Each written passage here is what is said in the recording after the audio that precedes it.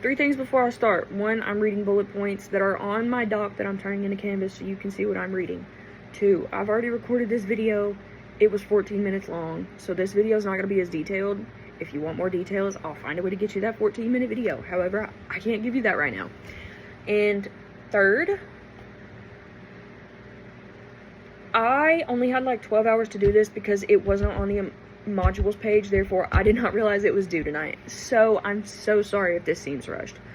But my paper is 3 pages long, so I really feel like I didn't rush it that much. Like, I tried to be as detailed as possible in this paper. Now, the 3 courses I chose, 2 of them are on the NCTSN, which they are Adolescent Trauma and Substance Abuse Online and Trauma Training for Early Childhood Development. The Adolescent Trauma one is a 30-minute one. The Trauma Training for Early Childhood was a 4-hour one. I did enjoy that, though. And finally, this one's on Tennessee Train. It's Reducing Stigma Around, basically, Narcan. I don't know how to pronounce the term for Narcan, but anyways.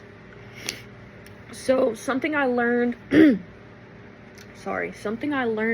the Adolescent Trauma and Substance Abuse one was, like, it taught me a lot about not being so biased and not relating everything back to myself, because it's about, at the end of the day, it's about helping the patient, not helping me. And I felt that it was very hypocritical for me to tell someone, hey, your coping habits are not healthy and you need to do something else.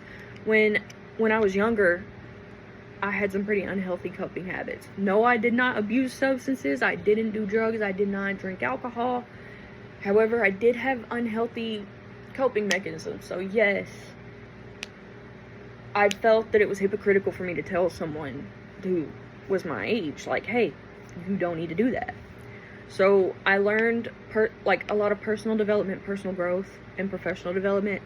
Be more unbiased. I thought I was unbiased. I thought I had all my biases down. This taught me that I didn't, and I need to work more on that. I enjoyed it, though. I really did enjoy, especially when I got to hear different teenagers, like, their backgrounds on why they turned to substances and why they thought substances were the way to go, because it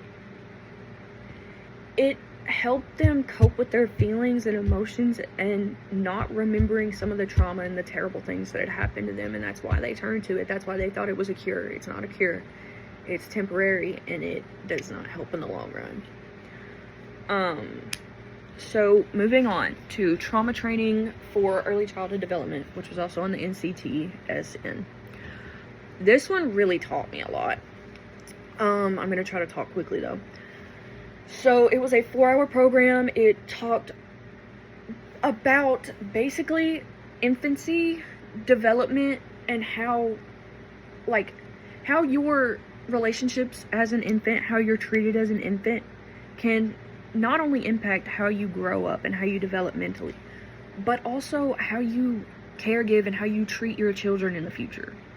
And as someone who didn't necessarily have the best childhood ever, I've always told myself I'm not going to parent like my parents. So I really did learn that other people feel this way. I'm not alone, and that it stems from a rough childhood, and it is something I can work on, and it's something that I can be secure in and be more self-aware in. Challenges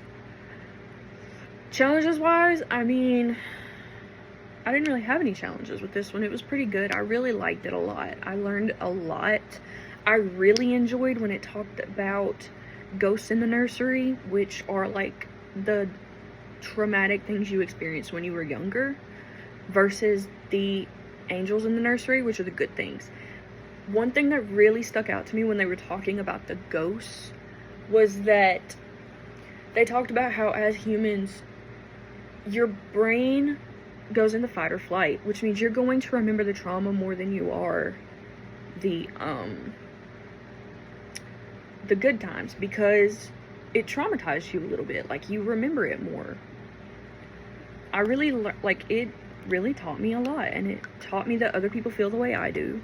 Obviously, I don't need to be so biased, but it also taught me that as a marriage and family counselor, which is what I want to do, when you're working with parents and children, you have to not only focus on how the child is feeling, but also you need to make sure that the parent is self-regulating in order to co-regulate.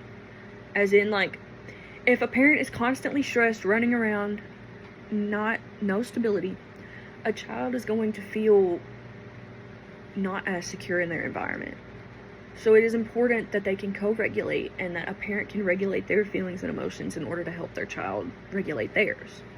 It is really, they go hand in hand. If a parent's not doing great, a kid's not going to do great. And if the kid's not doing great, it puts stress on the parent, so the parent cannot be doing fantastic. Moving on to reducing stigma surrounding Narcan. What I really learned and took away from this was that I need to change my vocabulary, because it is very unprofessional to speak to someone who has a substance abuse disorder in a way that society has normalized. Because what we've normalized is actually so stigmatized that it's awful. Like, for example, calling someone a drug addict is so negative and it puts so much stigma on. Obviously, doing drugs is bad. There should be a stigma on that. But carrying Narcan to help someone should not be stigmatized, because there are people who do drugs out there, obviously. There are people who find that way of coping, and it's not healthy. But I feel that they shouldn't die because that's how they cope. So obviously, everyone should carry Narcan.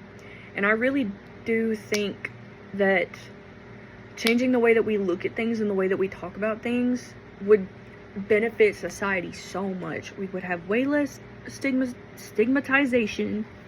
It wouldn't be so difficult for me to have to learn new vocabulary, let me tell you that.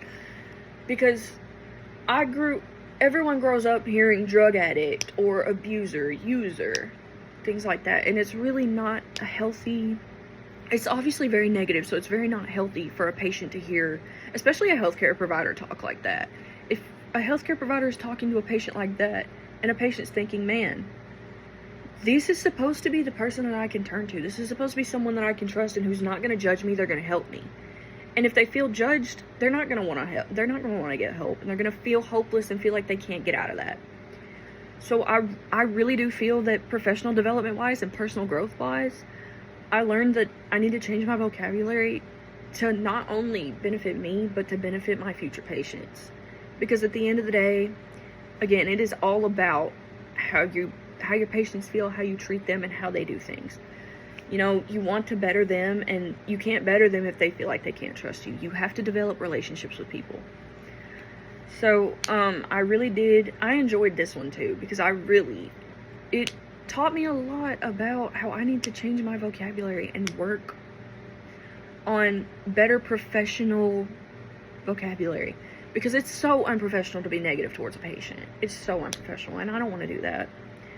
I did enjoy it. I enjoyed learning all about everything, and I personally feel like I've learned more from this assignment than I have any of my psychology classes I've taken my entire college career. Like, I truly feel that I have learned a lot from this assignment alone, and that these courses really did teach me a lot, and I'm very grateful for this. I don't think I would have learned some of this stuff if I hadn't have taken these courses, so I'm very grateful for Dr. Walker and for this opportunity. It was great, and thank you for your time.